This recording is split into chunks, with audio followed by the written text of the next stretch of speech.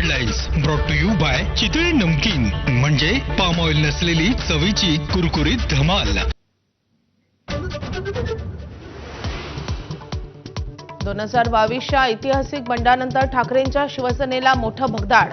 6 खासदार शिंदेंच्या शिवसेनेच्या गळाला, पण 2 दिवस अधिकृत घोषणा नाही, सूत्रांची माहिती. ऑपरेशन टायगरमुळे धास्तावलेल्या ठाकरे सेनेची आज नवी दिल्लीत संसदीय पक्षाची बैठक. 6 पैकी 2 खासदार फुटले नसल्याचा ठाकरे सेनेला विश्वास. आजच्या बैठकीनंतर पुढची भूमिका ठरणार.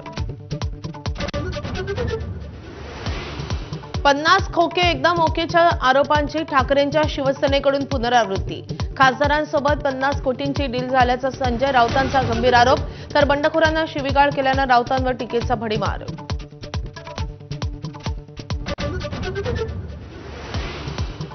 विधान परिषदेच्या 11 जागांसाठी आज मतदान. 6 जागांवर महायुतीचा आधीच बिनविरोध विजय. आजच्या मतदानासाठी तयारी पूर्ण.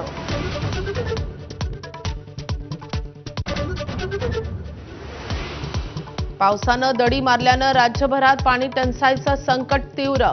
नवी मुंबईत स्विमिंग पूल, वॉशिंग सेंटर बंद.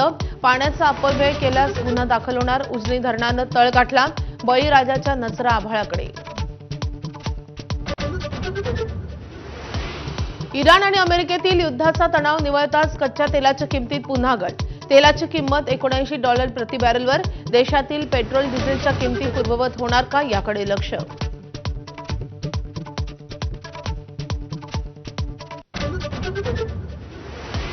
सोळा महिन्यानंतर पंतप्रधान नरेंद्र मोदी आणि ट्रम्प यांची भेट. द्विपक्षीय चर्चेत युद्ध आणि अनेक मुद्द्यांवर चर्चा.